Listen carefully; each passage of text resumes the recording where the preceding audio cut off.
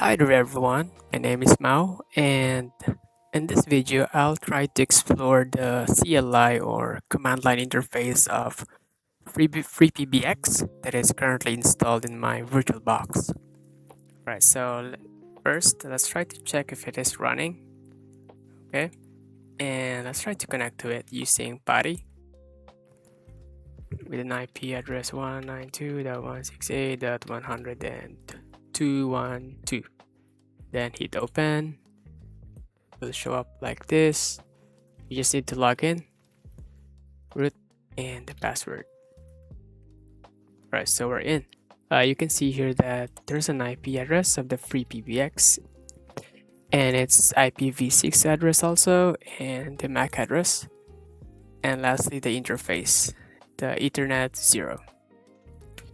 So now let's just check what system operating system this FreePBX using. Type uname. It's currently using Linux.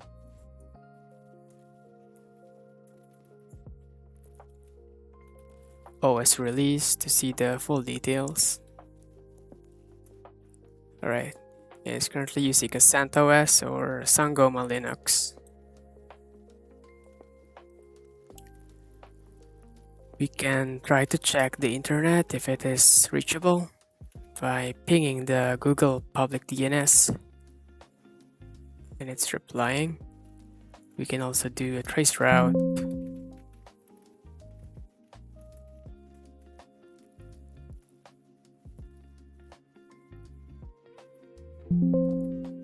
Alright, it's hitting the DNS.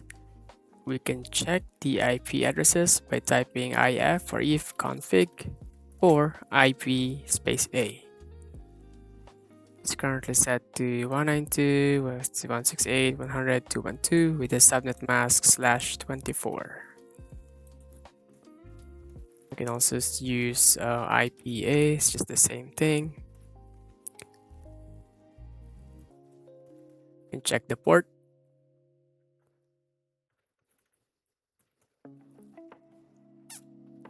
Or you can just type SS. Alright, let's try to access the Asterisk. And I'm currently running an Asterisk 18. It's version 18. Let's check the channel or show channels. As of now, there's none because there's no any active calls as of the moment. You can also check a bunch of stuff here. Just type core show and then type or click question mark. It will show these options. You can check the sysinfo. It shows system statistics, how much RAM, buffer, system uptime. You can also check the settings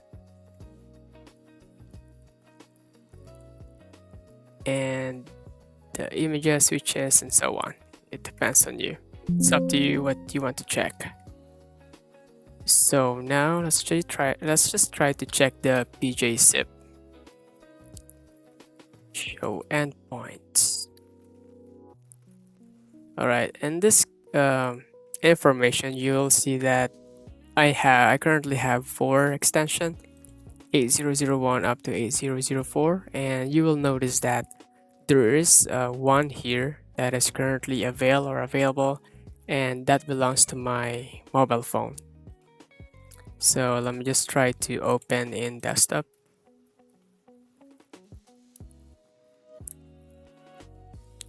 Alright, this one is set to 8001. So here you'll notice that it's currently unavailable, but once we refresh that, it will show up available.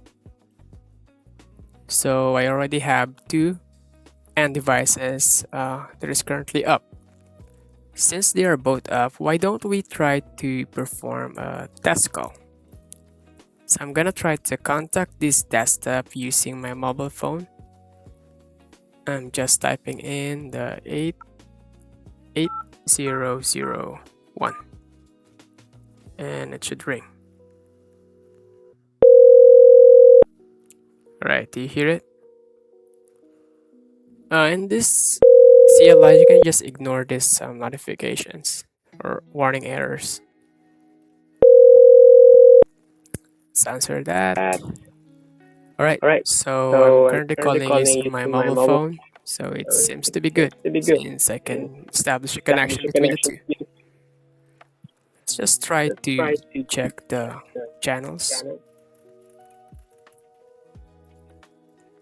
Alright, here you can see that there are 2 active channels. Let me just mute this.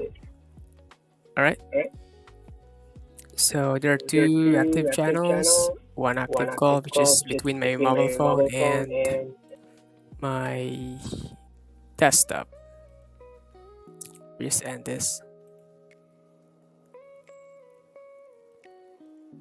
Alright, so you can see that there was a 2 session established, 1 session established between 8001 and 8002. This is my mobile and this is my desktop. So let's check it again. So you'll notice that the active channels and calls went back to 0, but the call process remains 1. So it means that it's keeping the call being processed. Just try to contact my mobile phone using this desktop then.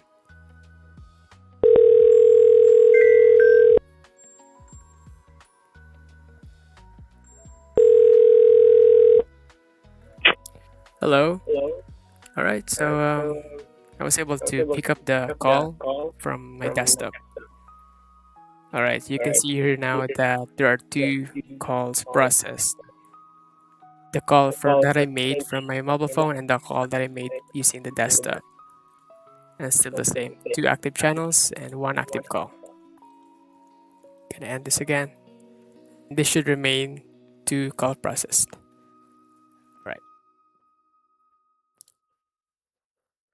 So that's it for today's video, and I'll try to show you how to analyze this call using Wireshark in the next video.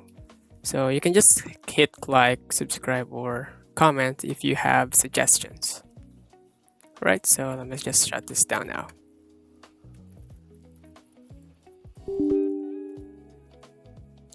Alright, thanks for watching.